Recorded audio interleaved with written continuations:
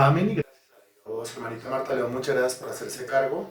Y sí, muy bien, como su merced lo repasaba de manera excelente, pues estamos hablando de las razones por las cuales el Señor Jesucristo vino a esta tierra, las razones por las cuales el Señor Jesucristo sufrió y las razones por las cuales el Señor Jesucristo murió en una cruz.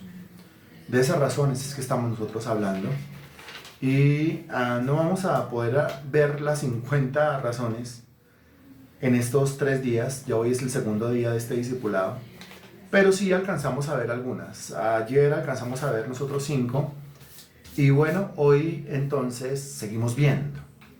Ubíquese por favor entonces en el Evangelio según San Marcos, si es tan amable. Marcos capítulo 10, versículo 45. Me avisa cuando ya esté ahí, por favor. Marcos capítulo 10, versículo 45.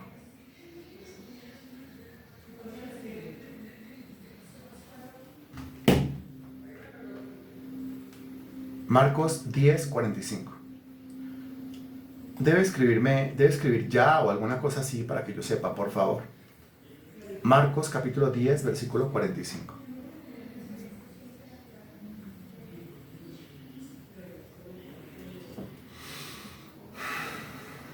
Me avisa si es tan amable, gracias.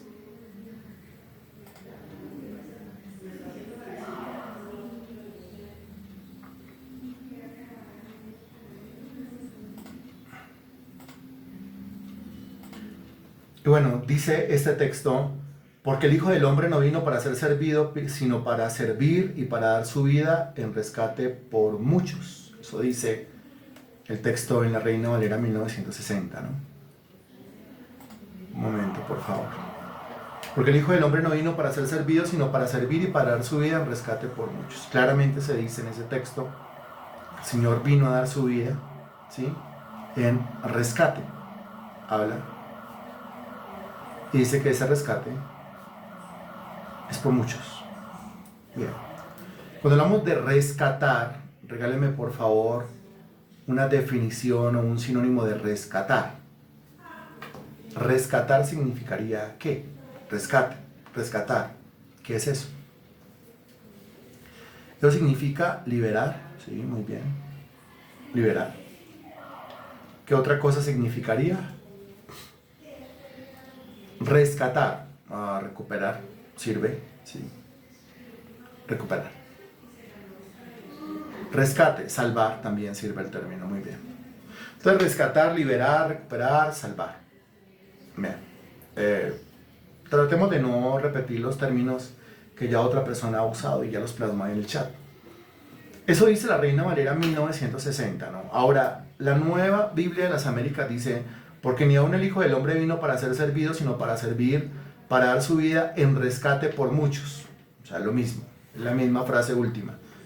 La Reina Valera actualizada dice, porque el Hijo del Hombre tampoco vino para ser servido, sino para servir y para dar su vida en rescate por muchos.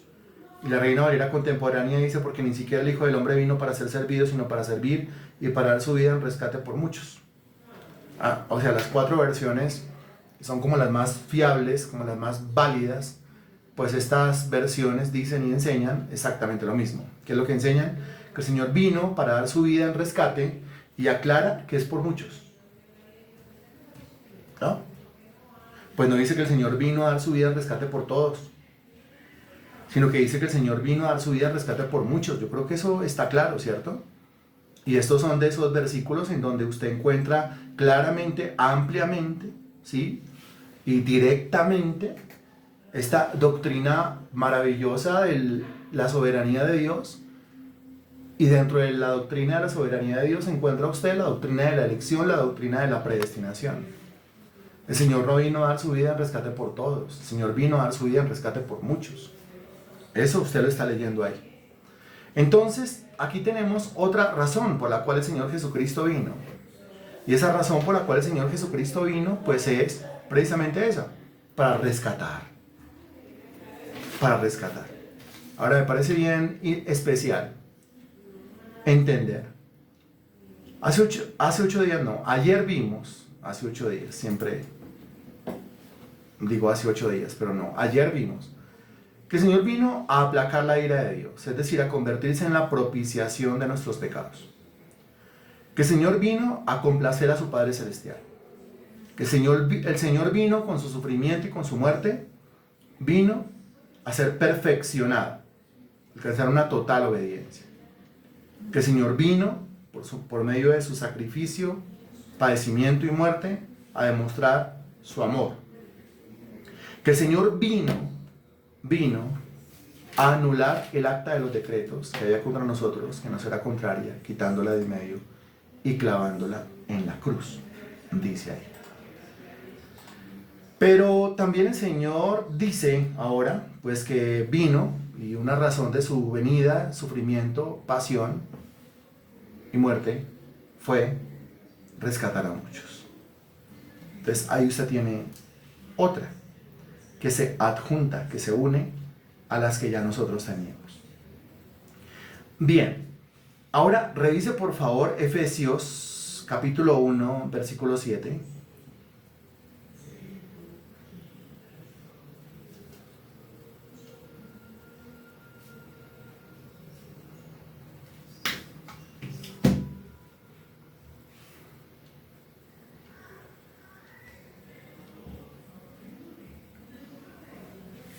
En quien tenemos redención por su sangre, el perdón de pecados según las riquezas de su gracia. No Biblia de las Américas, en él tenemos redención mediante su sangre, el perdón de nuestros pecados según las riquezas de su gracia. Reina Valera actualizada, en él tenemos redención por medio de su sangre, el perdón de nuestras transgresiones según las riquezas de su gracia. Reina Valera contemporánea, en él tenemos la redención por medio de su sangre, el perdón de los pecados según las riquezas de su gracia. Claramente, se dice en las 4 versiones, y usted lo encuentra ahí, que a través de su sangre nosotros obtenemos el perdón de los pecados.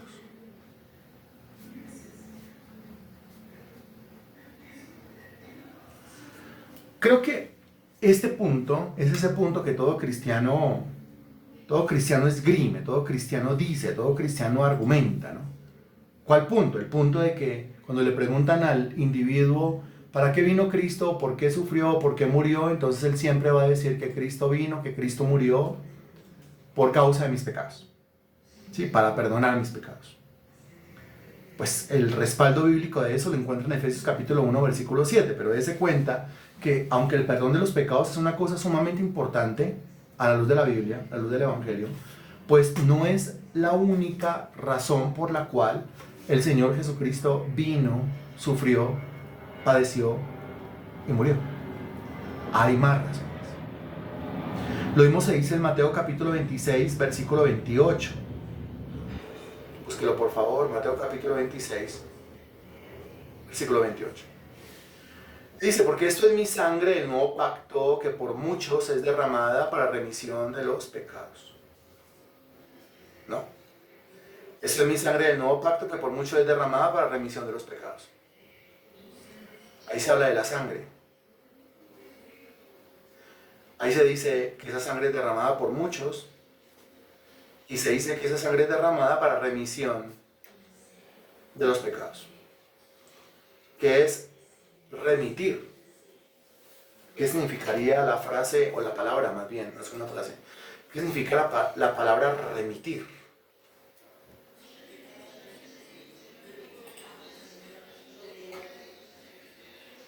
Remitir.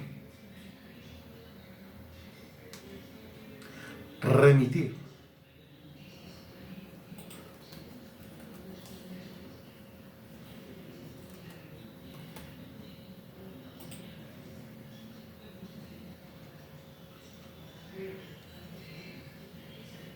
Remitir.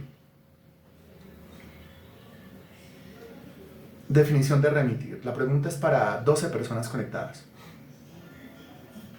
Remitir. El diccionario dice que remitir significa enviar a alguien o algo a una persona o a un lugar. O sea, enviar. Es decir, lo tomo en un lugar y lo remito a, como quien envía un paquete. Remitir. Remisión.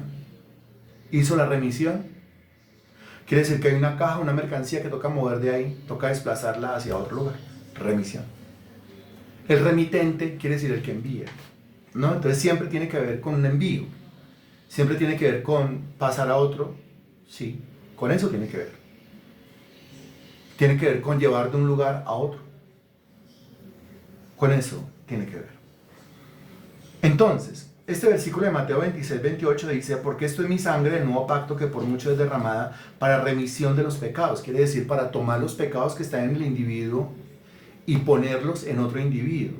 Tomar los pecados que están en un individuo y llevarlos y ponerlos ahora en la cruz, como lo vimos ayer en Colosenses capítulo 2, versículo 14. Eso lo vimos. Ahora aquí se menciona la sangre y se dice que esa sangre es derramada por muchos. Otro versículo. No dice que la sangre de Jesucristo fue derramada por todos. Eso no está en la Biblia. Marcos 10:45, el texto que leímos hace un rato, dice que el Señor vino a dar su vida en rescate por muchos, no por todos. Y aquí dice que la sangre de Cristo fue derramada por muchos, no por todos. El universalismo, que es la enseñanza esta que enseña, valga la redundancia, que el Señor murió por todo el mundo, pues eso no es cierto. Que el Señor dio su vida por todos, eso no es cierto. El Señor entregó su vida por muchos, dio su vida por muchos. Dio su vida en rescate por muchos, muchos no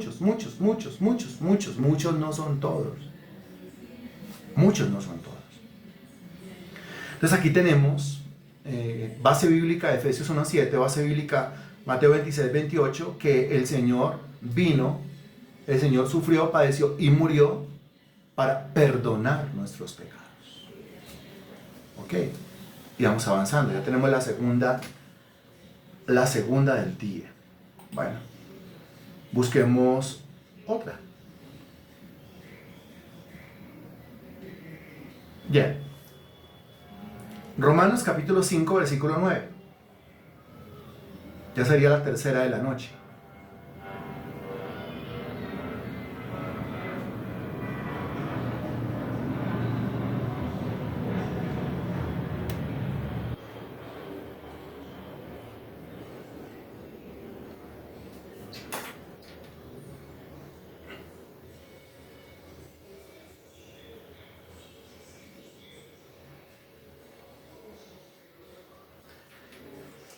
Dice, pues mucho más estando ya justificados en su sangre, por él seremos salvos de la ira. Mucho más estando ya justificados en su sangre.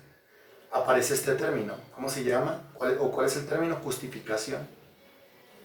Y ya usted sabe que la palabra justificación significa declarar inocente. O hacer inocente por medio de un procedimiento judicial, por medio de un procedimiento legal. Justificación, declarar inocente. Sí, declarar inocente a quien, al culpable. La paga del pecado de muerte, era totalmente culpable, ahora ya no es culpable. ¿Por qué? Porque alguien declaró inocente. ¿Quién declaró inocente? Dios. ¿A quién declaró inocente? Al creyente. ¿Gracias a qué? Gracias a la sangre de Cristo. Aquí dice que somos justificados en su sangre. Justificación. Y lo mismo dirá Romanos capítulo 3, versículo 24.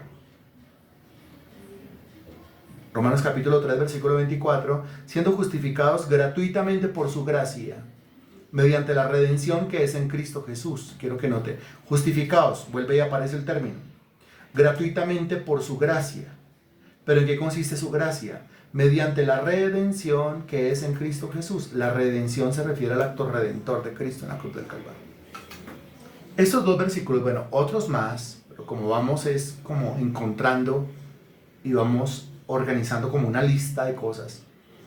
Entonces estos dos versículos nos sirven como base bíblica para entender que Cristo vino y Cristo sufrió y padeció y murió en la cruz del Calvario para justificarnos, es decir, para declararnos inocentes. Entonces tenemos ya, en esta tarde tenemos 3, más los 5 de ayer ya tenemos 8, ¿no? Qué bueno.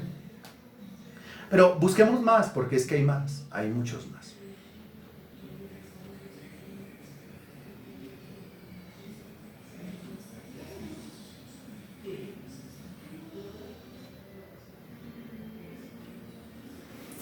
Bien, Romanos capítulo 8, versículo 34.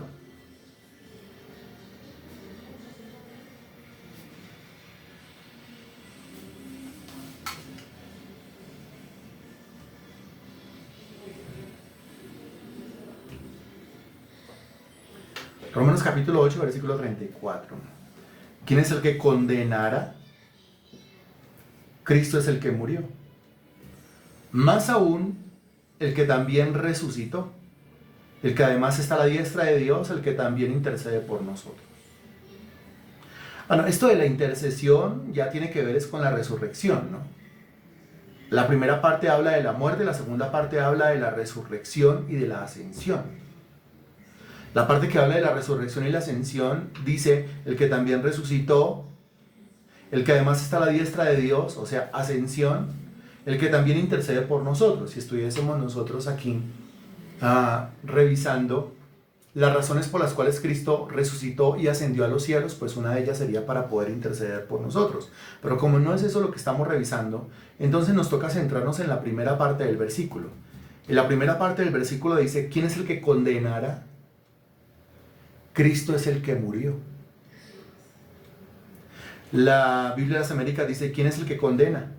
Cristo Jesús es el que murió. Reina Valera actualizada. ¿Quién es el que condenará? Cristo es el que murió. Reina Valera contemporánea. ¿Quién es el que condenará? Cristo es el que murió. Estamos claros en esto. ¿Y por qué lo leo de diferentes versiones? Lo leo de las versiones que se consideran en este tiempo como las más fiables, las más confiables, ¿sí? Por eso no menciono yo ni la nueva versión internacional, ninguna otra versión de estas, ni la nueva traducción viviente, ni la Biblia en lenguaje actual, ninguna de esas paráfrasis, no, nada de eso, sino las versiones que se consideran en este tiempo y las consideran eruditos como las más fiables, las más confiables. Y dicen todas básicamente lo mismo. ¿Quién es el que condenará? Entre signos de interrogación. A continuación dice, Cristo es el que murió. Eso quiere decir que Cristo murió para quitar algo. ¿Qué?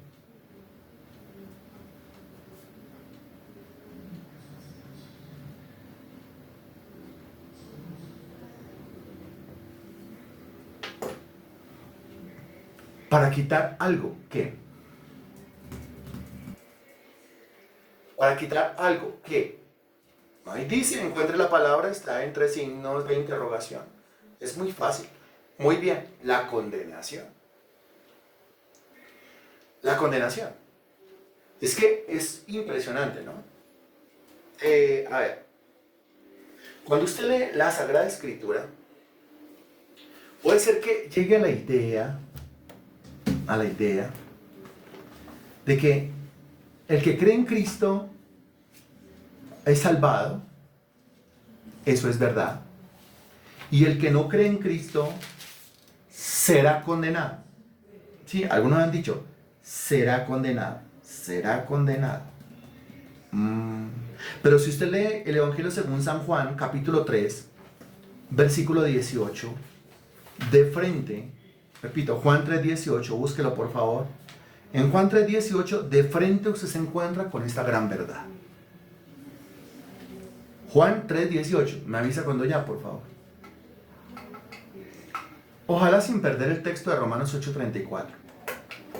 Pero le pido por favor, avíseme para arrancar la lectura, ¿no? Que ninguno se nos quede por ahí rezagado con tanto versículo. Listo, dice el versículo 18, el que en él cree no es condenado. Eso es cierto.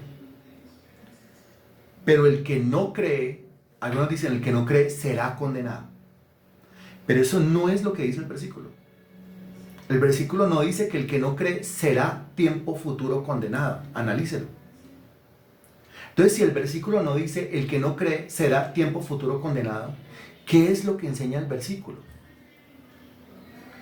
Lo que enseña el versículo es que el que no cree, dígalo por favor, respóndalo por favor, escríbalo por favor, quizá alguno no haya caído en cuenta de qué es lo que queremos decir acá, entonces le toca a usted escribirlo para que el otro diga, ah, ya lo entendí. Ahí dice claramente, el que no cree, no dice será tiempo futuro condenado, sino que el que no cree ya ha sido condenado. Ha sido. Eso está conjugado en qué tiempo, estimado hermano en Cristo. Eso está conjugado en qué tiempo. Eso está conjugado en tiempo pasado.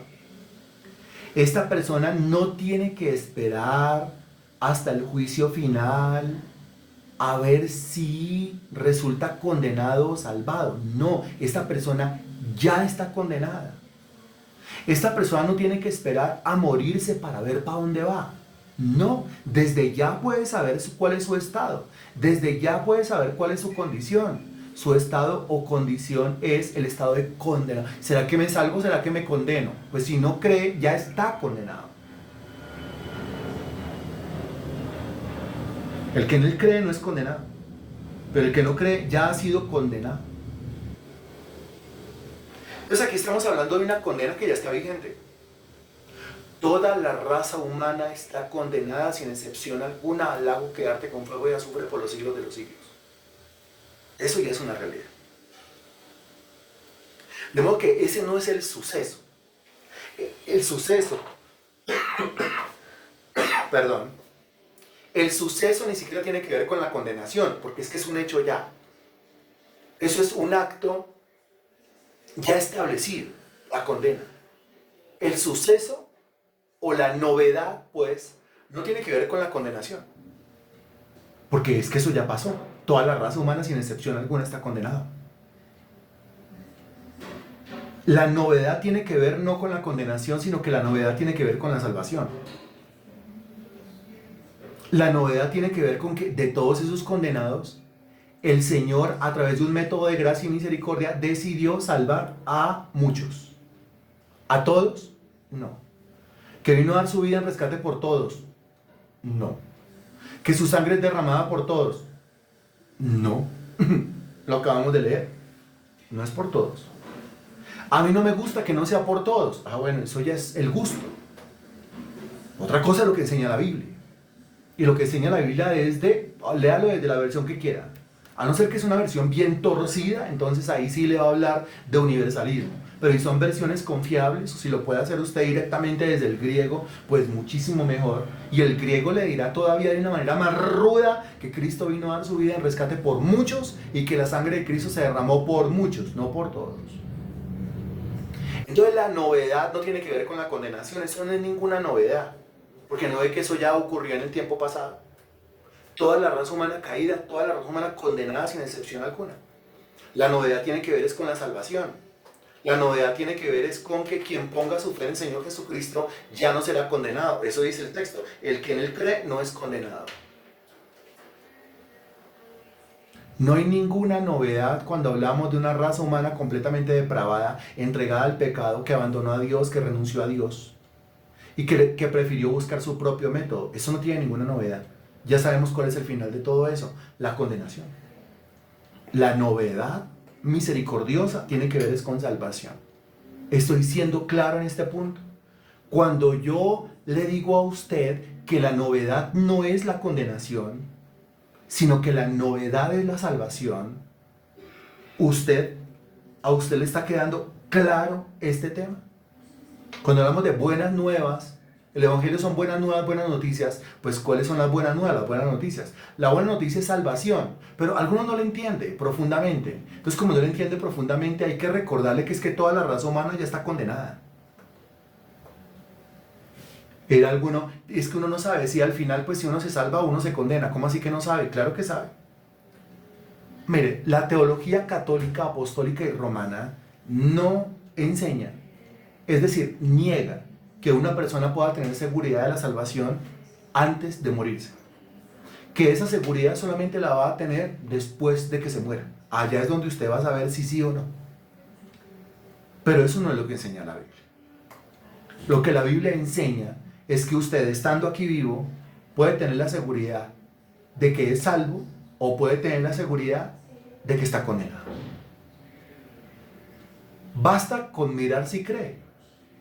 Basta con la transformación de la vida obrada a causa de la fe. Ahora, esto es terrible por un lado, Porque cuando usted mira su familia, cuando usted mira a sus conocidos, sus allegados, usted los ve, ¿creen? No creen. Y sea completamente sincero, ¿creen? No creen. Usted ya sabe, están condenados. Mueren en este momento y van a ir a parar al infierno de su debido tiempo al lago que arde con fuego y azufre. Eso crea una urgencia. La urgencia de ir a hablarles. Que ya no me hable más de eso, mamá, lo siento, lo lamento. Pero yo tengo que seguirle hablando. Que ya no me hable más de eso, papá, lo siento, lo lamento, pero yo tengo que seguirle hablando. Que ya no quiero escucharlo más a usted con su cuento de su evangelio, lo siento, lo lamento, pero yo tengo que seguirle hablando.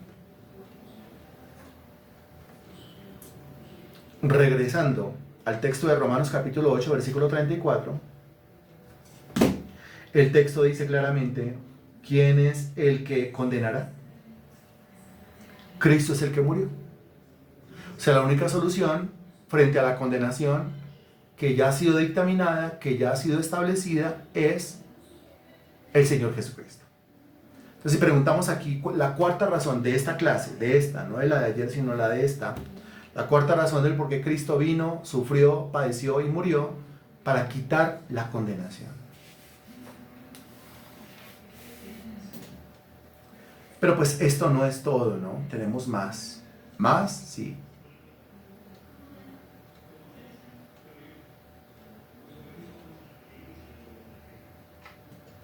Gálatas capítulo 5, versículo 11.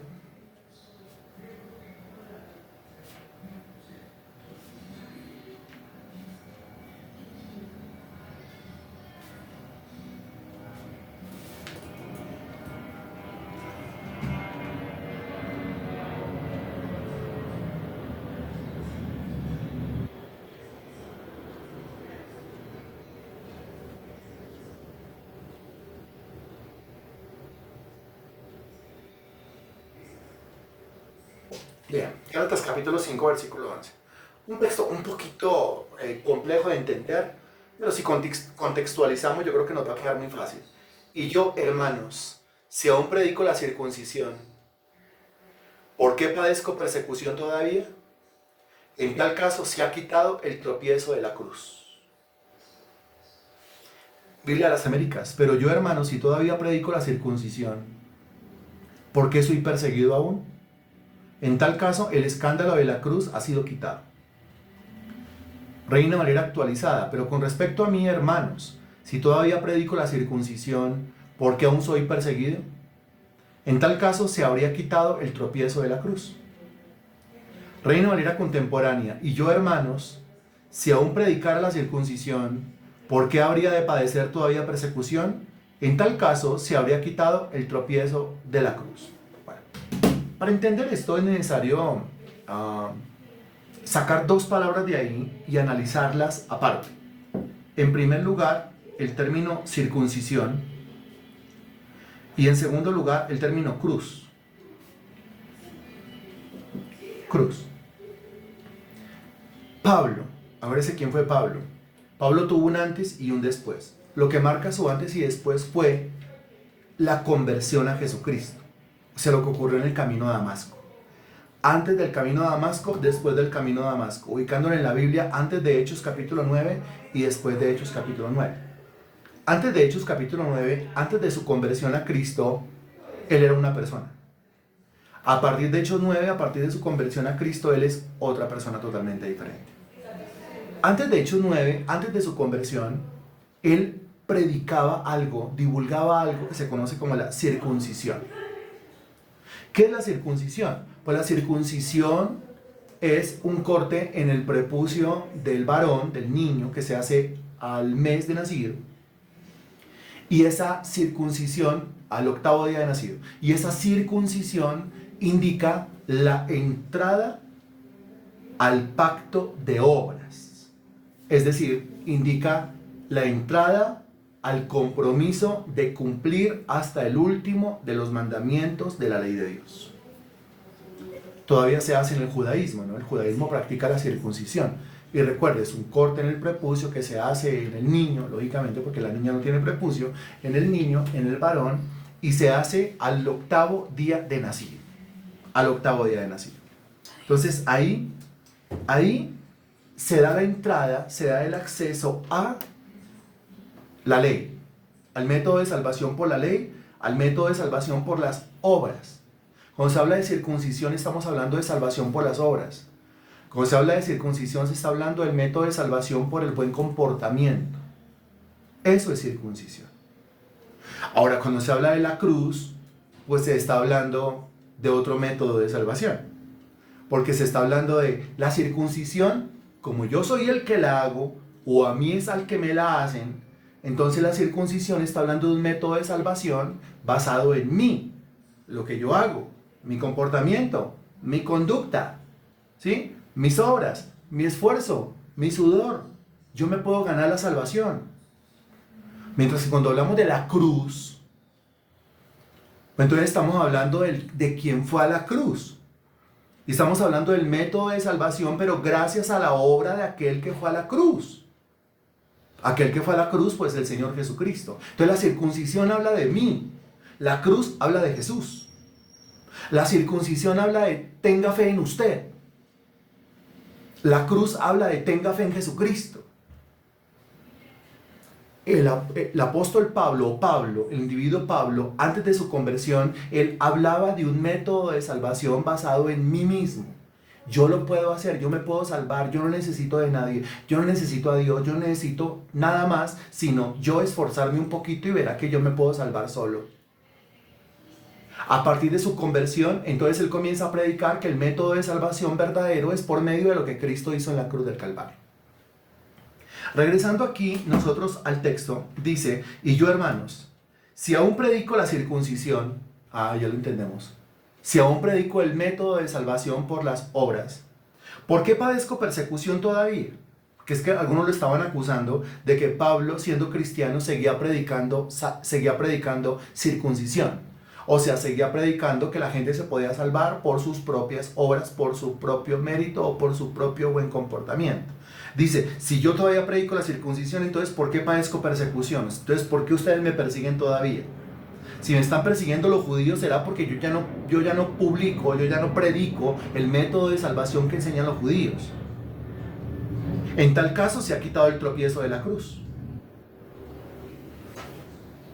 Y note que aparece la frase, se ha quitado el tropiezo de la cruz. ¿Por qué? O la circuncisión quita el tropiezo de la cruz, o la cruz quita el tropiezo de la circuncisión.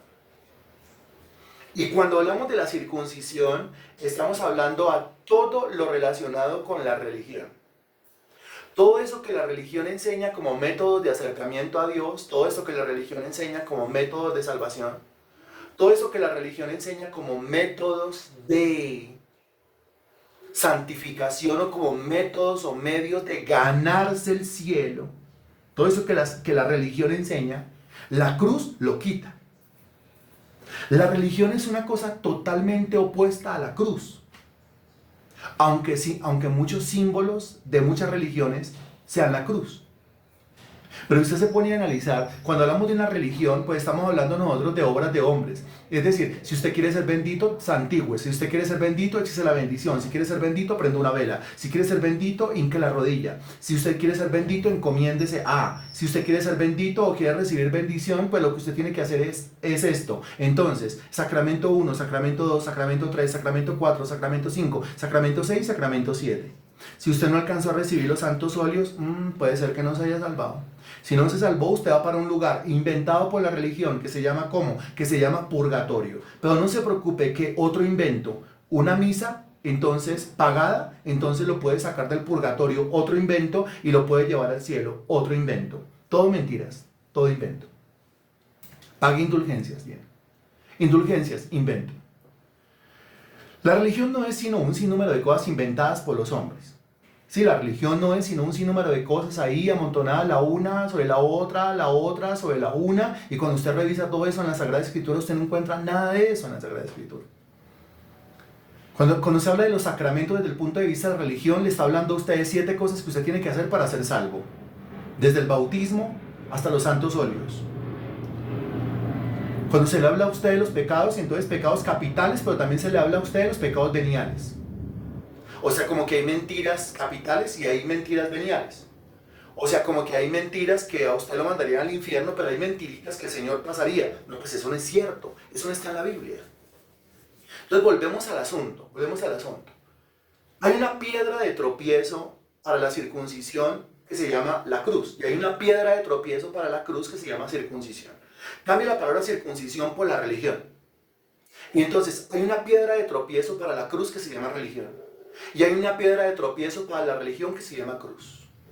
Si usted lo revisa desde el punto de vista de los adventistas hablan de la fe en el Señor Jesucristo.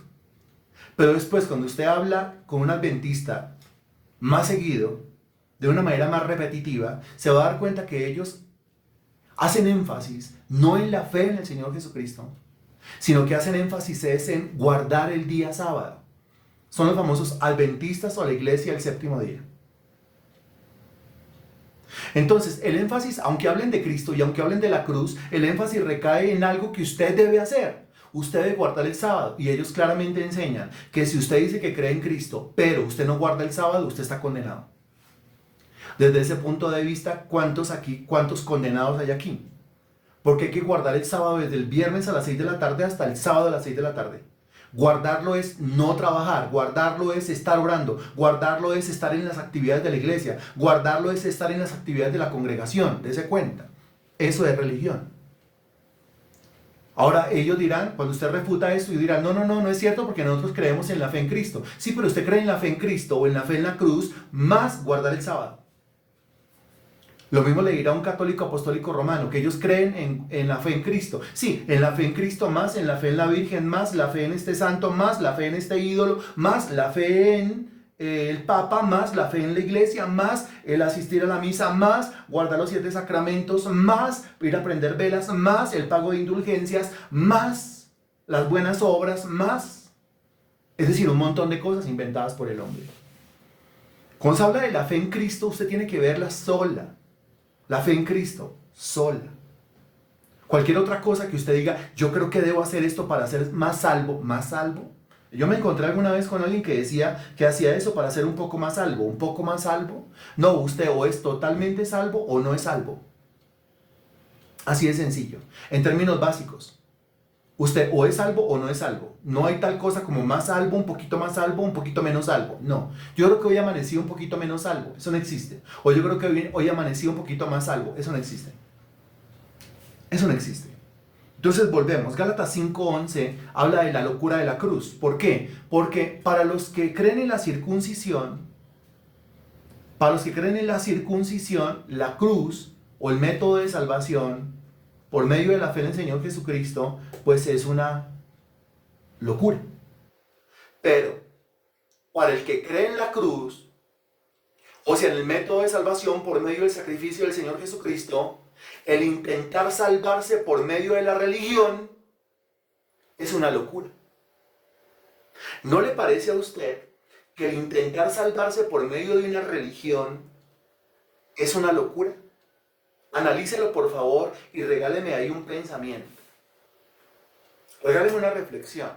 Yo le hago la pregunta. Pues la pregunta es para 13 personas aquí conectadas que deben estar ahí pegadas a su Biblia, a su cuaderno y no haciendo ninguna otra cosa. ¿No le parece a usted que intentar salvarse por medio de la religión es una locura? No responda solamente sí, sino que regáleme un análisis de esto que yo le acabo de decir, por favor.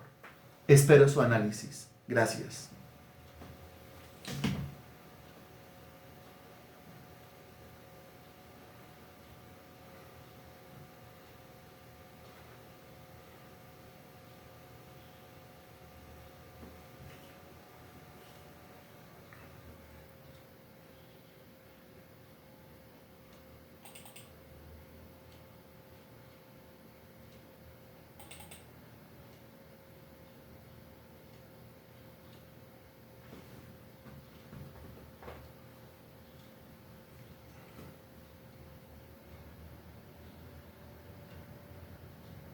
Solamente voy a leer lo que yo considero un análisis, ¿sí? Es análisis de lo que yo le acabo de decir. Aquel que solamente responde sí señor, no le voy a leer, porque es un análisis. Haga un análisis acerca de ¿No le parece que intentar salvarse por medio de una religión es una completa locura? ¿Qué quiere decir intentar salvarse por medio de sus propias obras? Entonces leo. A ver, análisis. Análisis. Análisis. Análisis. Análisis. Totalmente locura, porque antes andaba en la religión y aún así estaba totalmente muerta de mis delitos y pecados. Eso es un análisis. Sí, eso es un análisis. Análisis, la religión no salva porque es algo inventado por el hombre. Sumamente cierto. Sí, totalmente de acuerdo. La religión no salva porque es algo inventado por el hombre. O sea, la religión es como la construcción de la Torre de Babel, en donde yo digo, voy a construir una torre con mi propio esfuerzo, una torre para yo llegar al cielo. ¿Entiende usted? Ese es el nacimiento de la primera religión, o una de las primeras ideologías religiosas. Yo voy a construir un método, sí, un método, para yo construyéndolo, yo llegar al cielo. Cuando yo llegue al cielo, Dios se va a sorprender. ¿Y usted cómo hizo para llegar acá? Ah, es que yo me salvé solo. Entonces la religión no salva porque es algo inventado por el hombre. Es por el sacrificio de nuestro Señor Jesucristo en la cruz. Y en eso estamos completamente de acuerdo. Muy bien.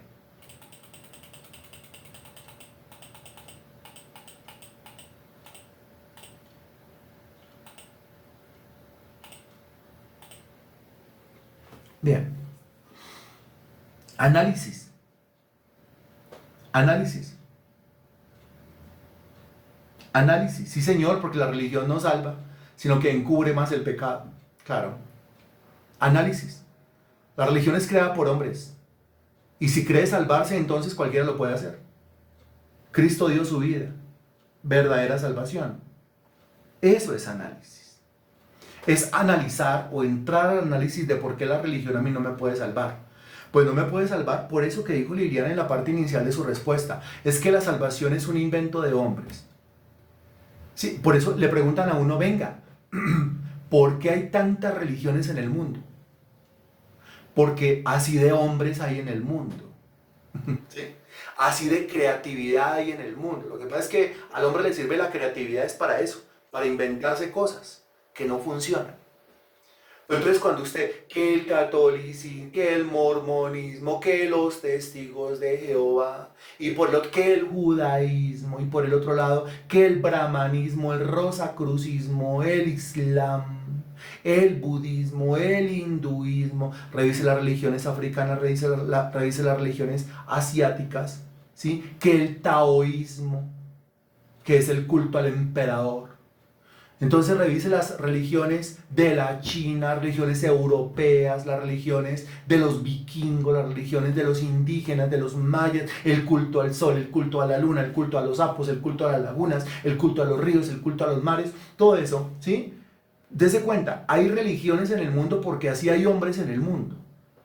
La cantidad de hombres, cantidad de religiones. Ahora, otra pregunta que aquí se responde.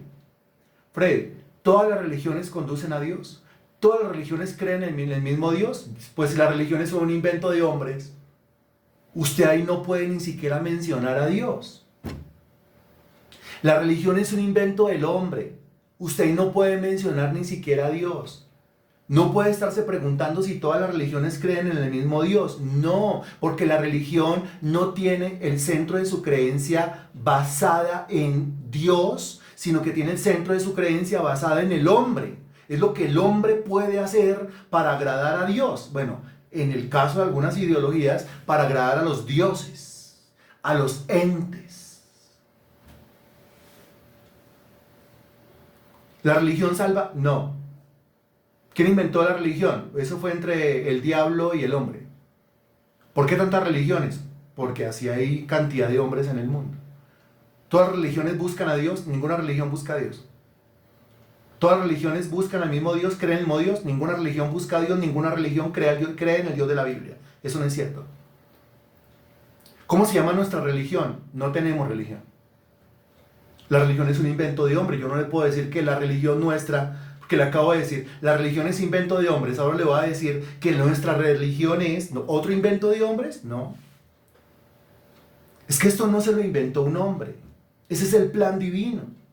Es el proyecto de Dios. Esa es la gran diferencia entre esto que la Biblia llama cristianismo, que tiene el centro de su fe centrado en la persona de Cristo, y las religiones. Esto no se lo inventó Pablo, no se lo inventó Pedro, no se lo inventó Mateo, no se lo inventó Marcos, no se lo inventó Santiago, no se lo inventaron los apóstoles, no. Pero alguien se lo tuvo que haber inventado, sí. ¿Quién? Dios. Es el plan de Dios. Esa es la gran diferencia entre esto, que es en lo que usted cree, y las religiones. ¿Eso quiere decir que una persona que tiene la ideología mormona o católica o hinduista o budista puede ser salvada? No. Ya está condenada. Juan capítulo 3, versículo 18. Si no abandona, renuncia a esa ideología religiosa y centra su fe en aquel que murió en la cruz del Calvario, está condenado. Muere y va al infierno. ¿Por qué tan dogmático? No, el dogmático no soy yo. ¿Por qué tan radical? No, yo no soy el radical es Jesucristo. ¿Quién fue el que dijo, yo soy el camino, yo soy la verdad y yo soy la vida?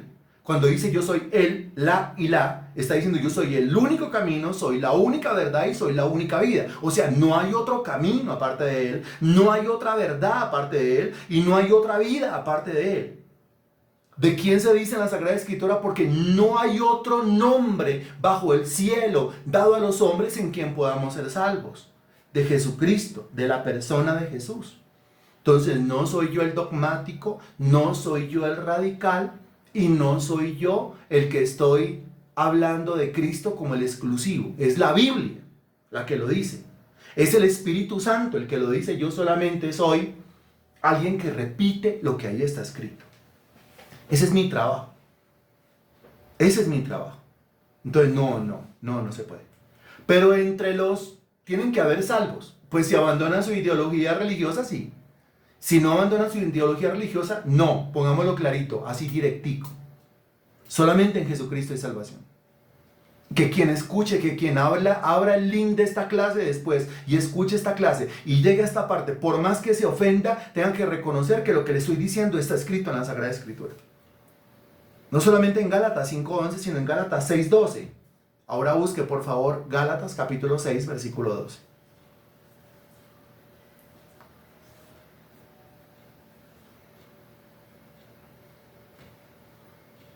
Me avisa cuando ya.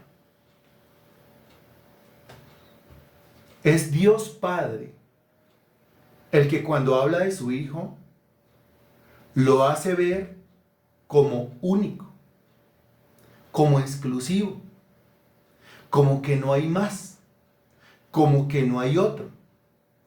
Y yo a Dios Padre le creo.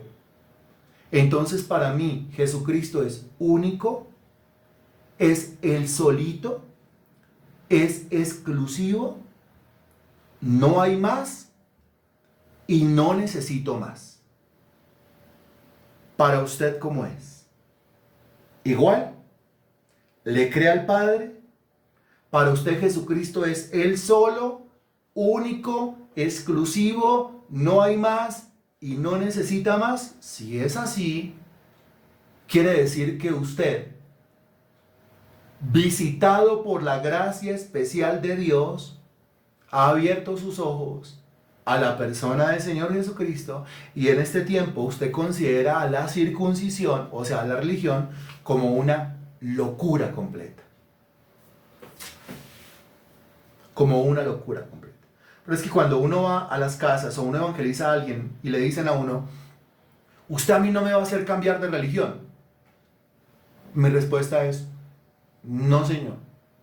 No es mi intención, no pretendo eso de ninguna manera. ¿Usted no me va a hacer cambiar de religión? No, yo no vengo a perjudicarlo, digo yo. Yo no vengo a aumentar sus males, digo yo. Entendiéndolo, ¿no? Porque es que usted me va a decir que su religión es la mejor. No, señor, mi religión no es la mejor. ¿Su religión no es la mejor? No. ¿Por qué? Porque yo no tengo religión. Estoy libre de religiones. Y al ser libre de religiones, o sea, de inventos de hombres, puedo ver esto desde otro punto de vista completamente diferente. completamente distinto. El que yo me congregue en una iglesia los domingos y haga parte como miembro activo de una congregación no quiere decir que pertenezca a la religión plenitud. No, eso no es una religión. Eso es un distintivo, como para saber dónde es y quiénes somos.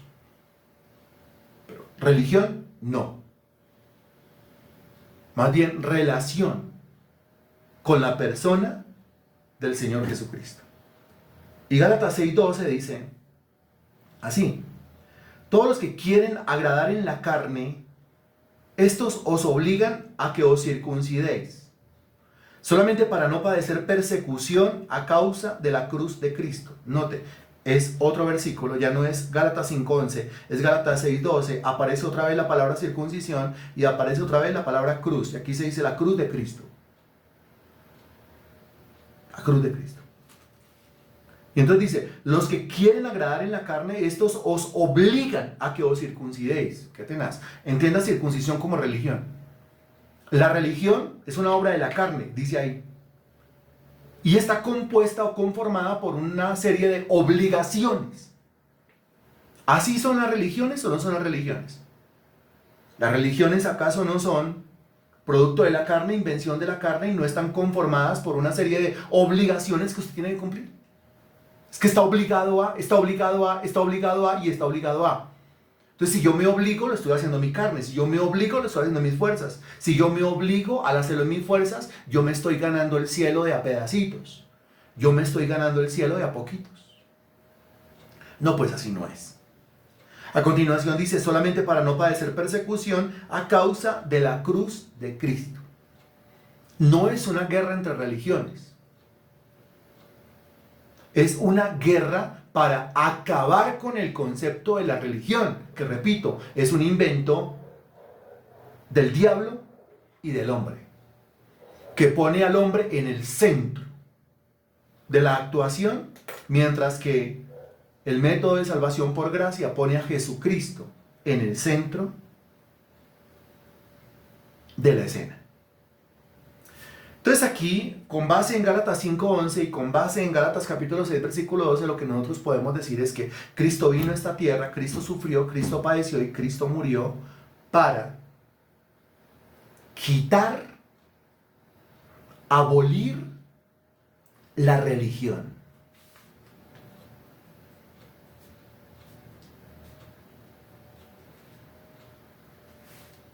Ahí lo tiene. Si el religioso entendiera que Cristo vino a la tierra, que Cristo sufrió, que Cristo padeció y que Cristo murió para acabar con las religiones, ¿qué haría el religioso? Y dice el religioso, la única religión verdadera fue la religión que el Señor fundó. ¿Cuál fue la religión que el Señor fundó? Que el Señor no fundó ninguna religión. Pero como la gente es ignorante, entonces ahí le toca entrar a usted. Por favor, todo este conocimiento, divúlguelo. No se quede con él. Bendito Dios, te damos gracias por tu palabra, Señor Dios, por la enseñanza, por la clase, por la doctrina, por el evangelio, por esto que haces con nosotros. Abrirnos la vida, abrirnos los ojos, abrirnos la mente, abrirnos el corazón, Señor. Te pido, Señor, que este conocimiento no se quede solamente en mí, sino que a través de mí otras personas lo puedan conocer, que eso se pueda divulgar por todo el mundo, Señor, que de manera directa podamos decir estas verdades, enseñarlas, Señor Dios, sin miedo a ofender. Si se van a ofender, que se ofendan. Al fin y al cabo, ellos han ofendido durante décadas tu propio corazón por causa de sus pecados y de sus religiones, Señor. Entrego en tus manos esta clase. Te pido que tu palabra corra por todo el mundo y que sea glorificada en el nombre del Señor Jesucristo. Amén. Y gracias a Dios.